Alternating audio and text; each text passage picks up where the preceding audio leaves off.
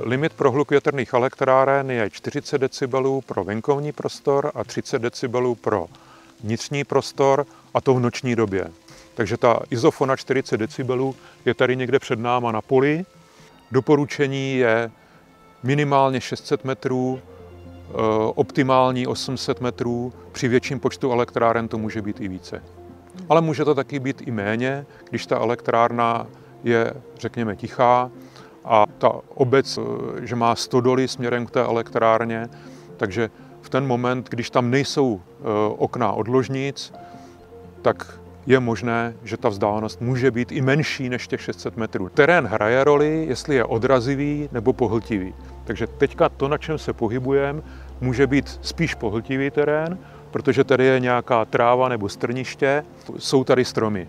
Když tady napadne sníh a ten sníh zmrzne, tak vlastně ten terén je odrazivý, to znamená, že snadno odráží, nebo když by ta elektrárna byla někde u nějaké vodní plochy, tak zase tam dochází k odrazům, takže tam ty hodnoty mohou být větší díky těm odrazům. Takže ta elektrárna by se měla počítat na odrazivý terén, aby i v případě zimy a toho přemrzlého sněhu byl pořád splněný ten limit 40 decibelů. Před měřením se dělá hluková studie. To znamená, že vlastně nejdřív se to matematicky spočítá, jestli to funguje, a pak se to teprve ověří. A měří se to tak, že se změří všechny elektrárny, jedna elektrárna, když těch elektráren je víc, a pak se dopočítá, jak to vypadá v té vesnici, protože v té vesnici jsou stromy a kdyby se to měřilo u stromů, tak by tam byl hluk těch stromů.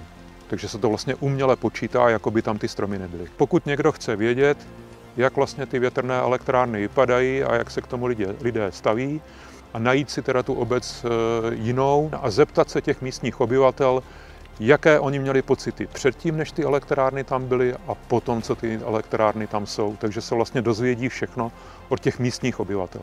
Většinou to je tak, že tam, kde se ty elektrárny postaví, tak tam už ty lidi většinově jsou pro, než proti.